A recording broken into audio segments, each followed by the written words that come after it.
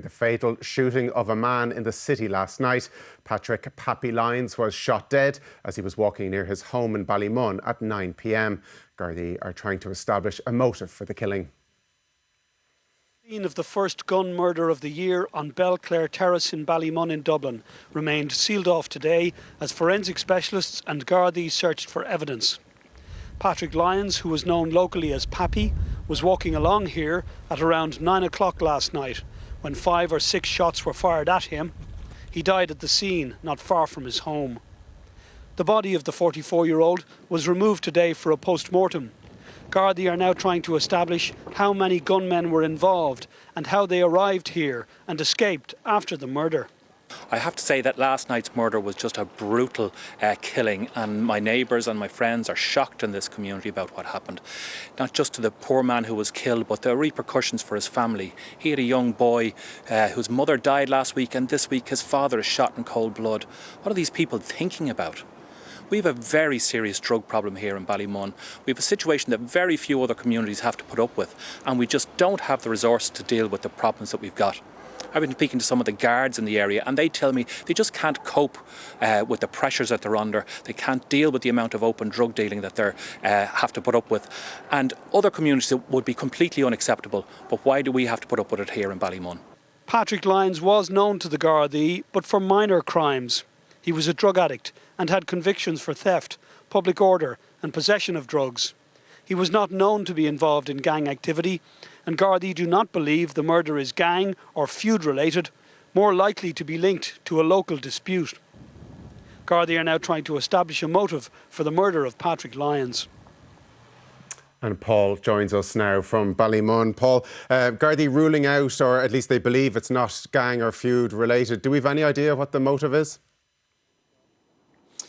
Well, they do think the motive lies in some sort of local dispute, whether there was a drug debt or whether there was some property stolen, or whether perhaps Mr. Lyons crossed some very, very dangerous people. It's clear that the brutality of it, the extreme nature of this killing seems to be completely out of proportion with the type of individual that he was, because he unfortunately had a drug addiction which dictated many aspects of his life and caused him many problems. And he wasn't far from home, where he lived with his mother and his 10-year-old son. And the nature of the killing here has caused a lot of shock among people in Ballymun, which has a lot of problems in relation to drugs. And you heard the chairman of the local drug task force there say in that report that there really is a major problem with drugs in this area now, particularly crack cocaine, which is coming in. And he says there's also a lot of open drug dealing, where drug dealing has been carried on out in public and where drug addicts are being targeted in the area. People who are trying to recover from drugs, who are on methadone maintenance, are being targeted by drug dealers. So there are major issues in this area which have really been brought to the fore by this callous and brutal killing last night.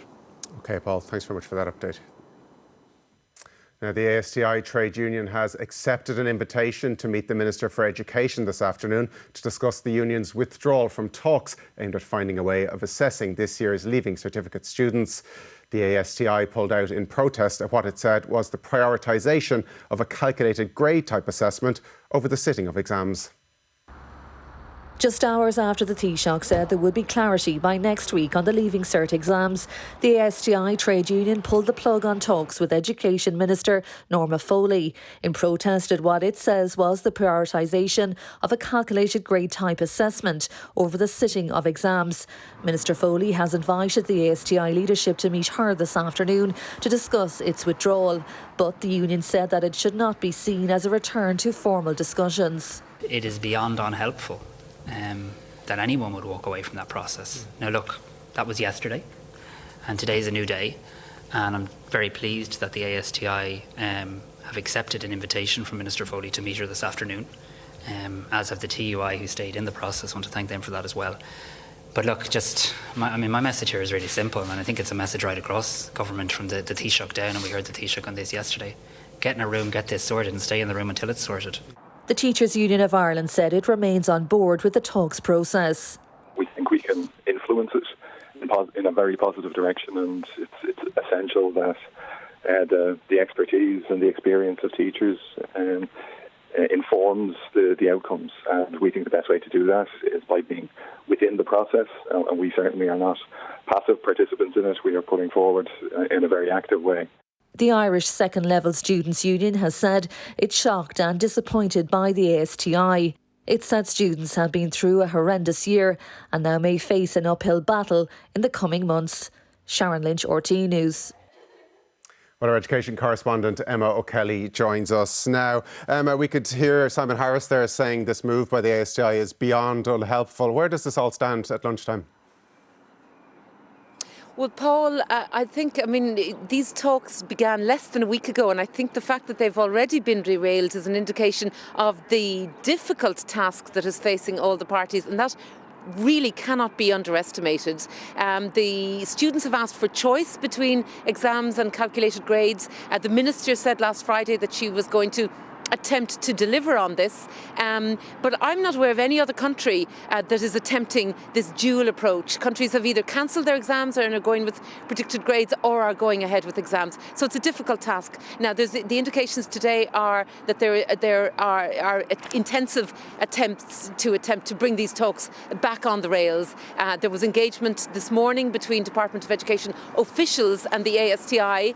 That union will meet the Minister, Norma Foley, face to face in person, their leadership, at 2:30 this afternoon. And right now, the Minister for Education, Norma Foley, is meeting the ASTI's sister union, the TUI, which says it's committed to remaining in the talks. So intensive engagement, Paul, and I think everybody's hoping that this can move towards some sort of a talking again that will lead to some sort of certainty for students. OK, Emma, we'll await developments as the day goes on.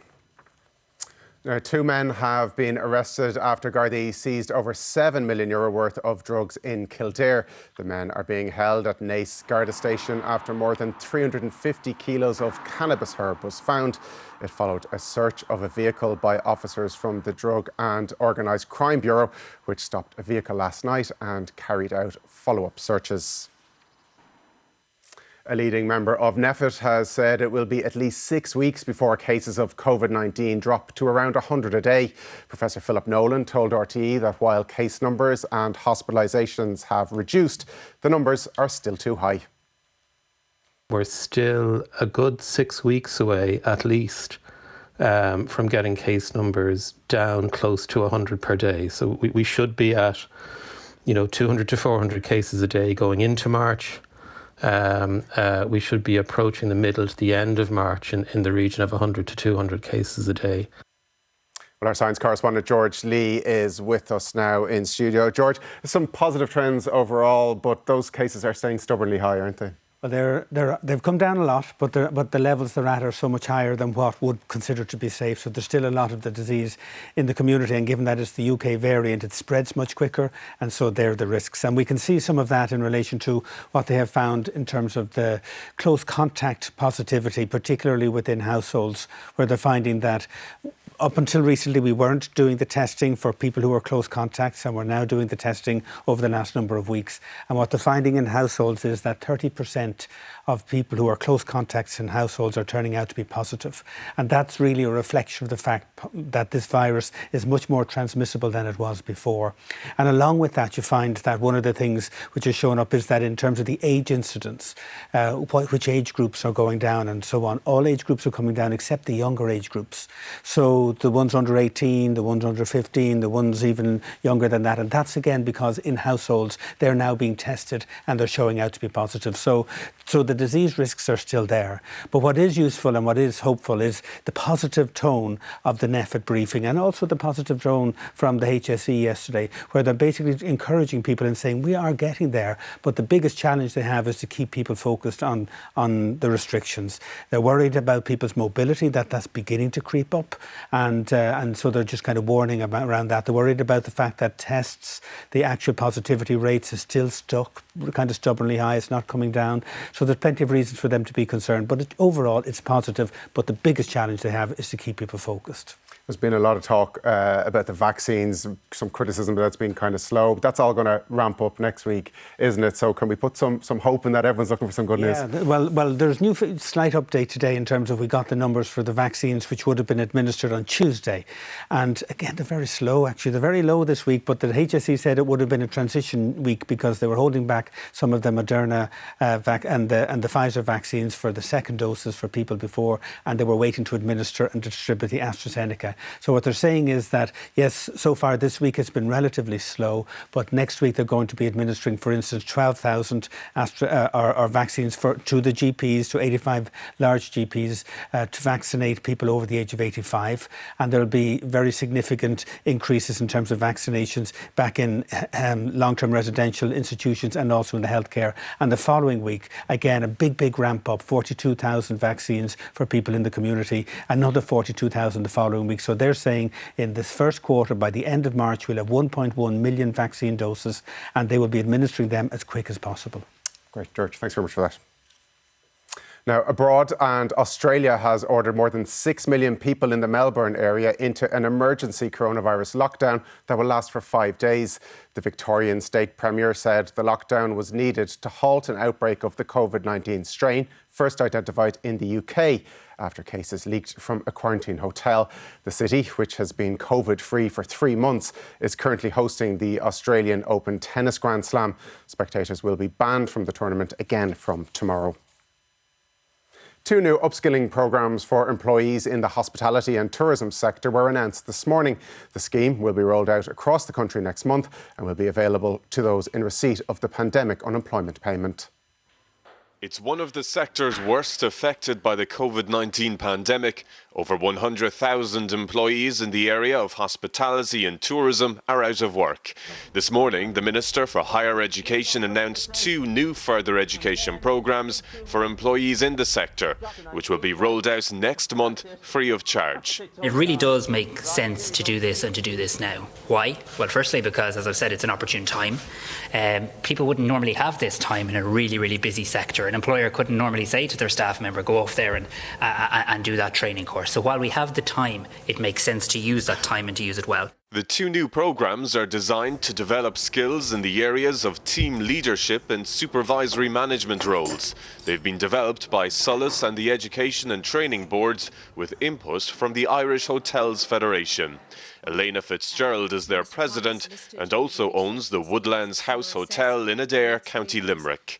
Today, I suppose, is about a celebration of progression, an opportunity for people to build their own skills, an opportunity for our industry to open in a better way. The courses will be delivered through remote learning.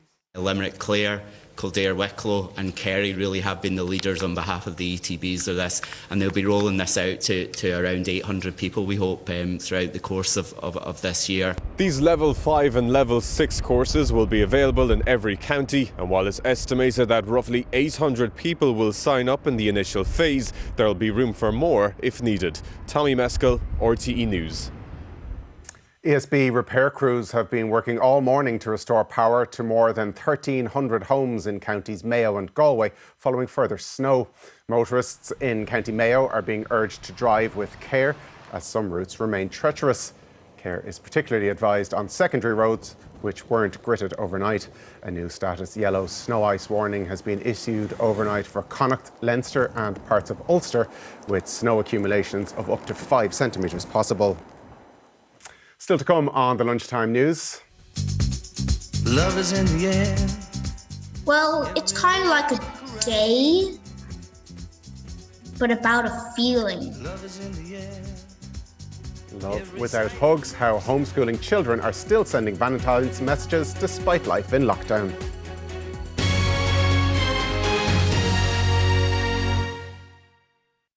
Recent times have been unlike any other. So, to keep well and look after our bodies and minds for the months ahead, it's good to decide on a plan. Pick even one way to do yourself some good each day. Being active outdoors is a great way to start. Wrap up and head for a jog or run. Get on the bike or go for a short walk. Even 30 minutes will do you the world of good. Make your plan today to keep well. Find more ideas on sportireland.ie. Since we did the Aldi's Swap and Save challenge. I'm really happy with the freshness of the fruit and veg. One thing that I really love is the Super 6 deals. They're always a healthy option. The quality of all their products is second to none. The results are in. Over 4 weeks, we saved €479. Whoa. One of the easiest ways of saving money ever. Whatever you watch, if you have a TV, you must have a TV licence. It's the law.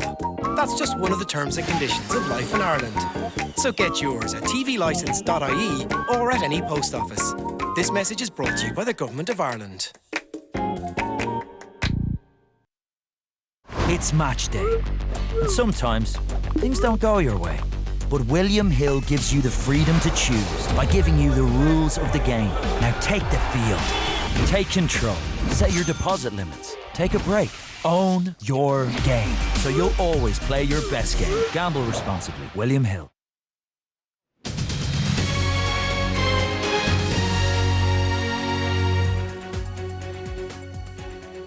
Welcome back. Dublin City Council is preparing to make a new funding application for the controversial Whitewater Rafting Centre planned for the IFSC. Despite scathing criticism from many quarters over the €25 million project, it has the backing of tourism and sporting organisations. There's been a lot of criticism of the proposed Whitewater facility at George's Dock in Dublin. Even many city councillors who voted in favour of it have now changed their minds. However, Fáilte Ireland has come out in support on the basis that it would be an added tourism amenity in the Docklands. And both the Olympic Federation of Ireland and Sport Ireland will be backing a second funding application. Slalom canoeing is a sport in which Ireland has narrowly missed out on medals in the Olympics. But there's no training facility in the country. It's regarded as an upcoming sport, attractive to young people as an adrenaline activity.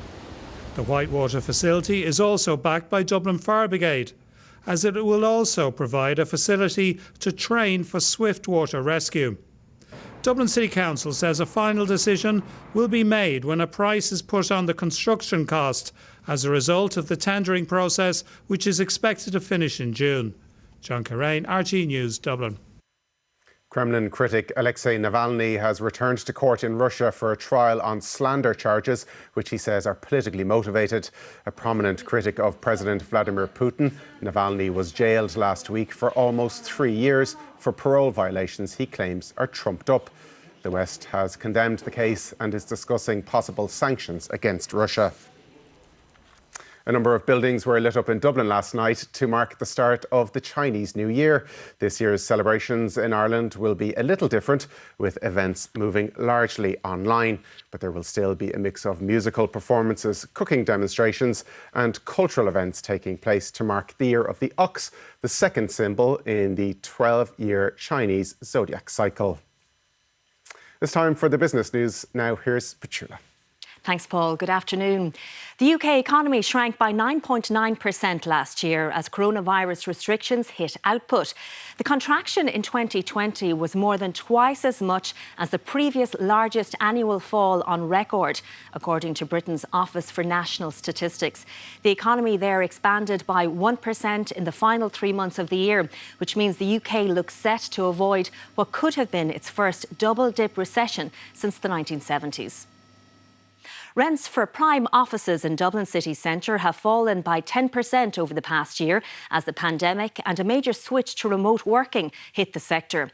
A report by commercial property agents HWBC suggests that the amount of space let in Dublin city almost halved to its lowest level since 2012. The vacancy rate also rose as demand fell and companies that already had offices let out spare space to other firms. The UK chairman of KPMG has resigned following a row over comments he made at an online meeting with 500 staff on Monday. Bill Michael told consultants to stop moaning when they raised concerns about job stress in the pandemic. The incident serves as a reminder to business leaders to pay greater attention to well-being at work. Although the majority of companies are doing something about mental health, only 1 in 6 employees actually feel that support. So we're finding that the kinds of issues in COVID particularly predominantly revolve around remote working, that disconnection. And we can see it even from, in terms of the pharmacy sales of medication such as, antidepressants, anxiety medication, etc., have gone way up. Anything to do with that disconnected state is something we really need to work on. Dating app Bumble saw its value rise to $13 billion at one stage yesterday, following its stock market debut. The firm listed in New York at $43 per share, but closed above $70. The listing made its founder, Whitney Wolfe Herd, a billionaire overnight.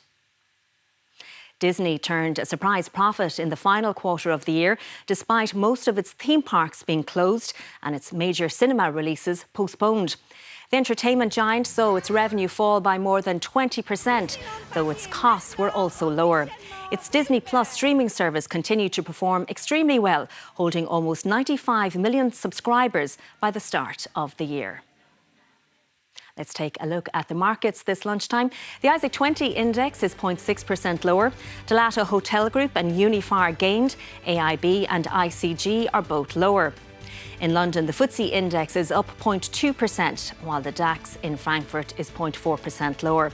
The CAC in Paris is up 0.1%, while in Tokyo, the Nikkei closed 0.1% lower. On the currencies, the euro buys 87.7 pence sterling and $1 and 21 cents. And that's the business news for now. Back to you, Paul. Thanks, Petula. Sport now, and captain Johnny Sexton, Conor Murray and James Ryan will all miss Sunday's Guinness Six Nations game against France. Sexton and Ryan miss out after setbacks in their return to play protocols.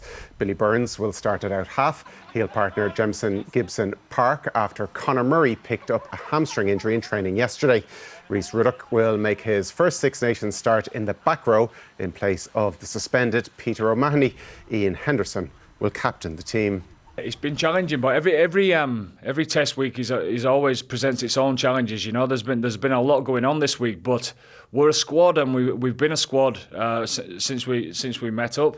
And yeah, everyone's been swapping in and out. You always at the back of your mind have the what ifs scenarios, and here we are. The head of the Olympic and Paralympic Games Organising Committee has resigned. Yoshiro Mori had been quoted as saying that meetings involving female board directors would take a long time. In a statement today, he described his comments as inappropriate and against the Olympic spirit. Now, as you heard earlier in the bulletin, the Australian Open will continue without fans for the next 5 days after Melbourne was placed into lockdown. Men's top seed Novak Djokovic has been taken into a fifth set in his match with Taylor Fritz. Djokovic leads 5-2 in that final set. Serena Williams overcame a sluggish start to beat Anastasia Potapova and reached the fourth round. Naomi Osaka also advanced. Finally, ahead of Valentine's Day on Sunday, many children are making cards as part of their homeschool activities.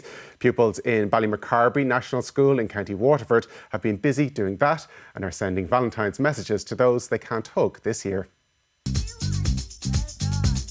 Love is in the air. Love is in the air ahead of Valentine's Day for third-class pupils in Ballymun National School in County Waterford. Well, it's kind of like a day, but about a feeling called love. I think love is when you love someone so much you would do anything for them. Many of the pupils have written cards to their Valentines. To Nanny and Happy Valentine's Day, love from Kayla. I said nobody loves you like I do on the front. To Granny and Granddad. Happy Valentine's Day, I love you with all my heart and all my soul. Love you from Ella. Dear Mom plus Granny, you are two special people. I love both of you. Happy St. Valentine's Day. St. Valentine's Day is a day of love. That's what I said. And some won't be able to give the people they love hugs this year. Valentine's Day is all about love and hugging each other. Who is somebody that you'd love to hug that you can't hug right now? My family in England. I love them with all my heart.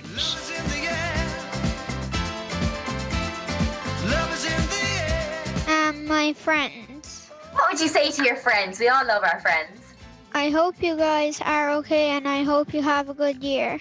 Dear Nanny, I really miss you. Happy Valentine's Day. Love, Molly. Roses are red, violets are blue. Loving from a distance is what we must do. Aisling Maloney, RTE News. Hard to go out to them.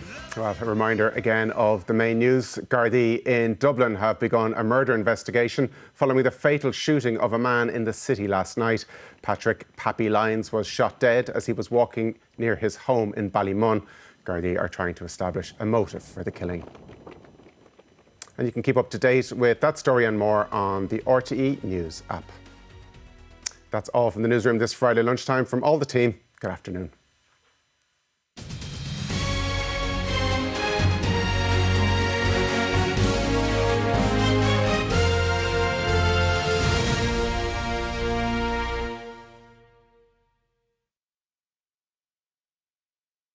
When you can't go swimming because of the rain.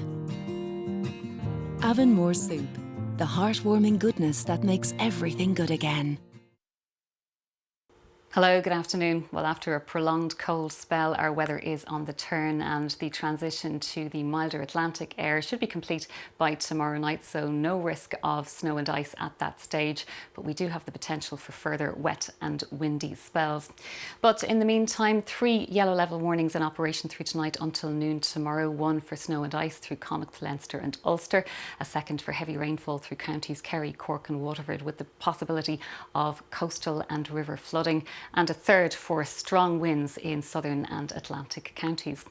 But for the moment, a good deal of dry weather about the country, even some sunny spells for Ulster and the north of Leinster, but cloudier skies further to the west, producing some patchy outbreaks of rain throughout the rest of today for southern coastal counties. Otherwise, it's largely dry, but cold and breezy today. Best temperatures of just 2 to 4 Celsius, although a little less cold along the south coast, and that's in fresh to strong and gusty southeasterly winds.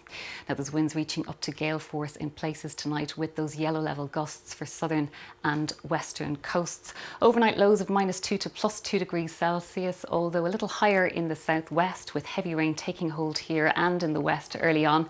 That will gradually inch its way eastwards across the country through the night, turning to increasingly to snow through the Midlands, the north and also in the east, though probably not reaching here until morning, and then further sleet and snow in the east and north for a time before the wintry falls become confined to northeastern Ulster, the thaw taking hold elsewhere, and there will be outbreaks of rain, those most persistent in Atlantic counties. Top temperatures tomorrow, just 1 to 4 Celsius in the east and north, but up between 6 and 10 degrees for the west and south. But it will be windy in strong to gale force southeasterly winds, and staying very windy and wet too for Sunday, with outbreaks of heavy rain and those strong to gale force southerly winds. Much milder by then, though, 10 to 13 Celsius, with similar values for Monday, when it will be a lot less windy, just moderate southerlies by then, and there will be some early patchy rain, but that will clear to leave us with plenty of dry weather and sunny spells. Bye for now.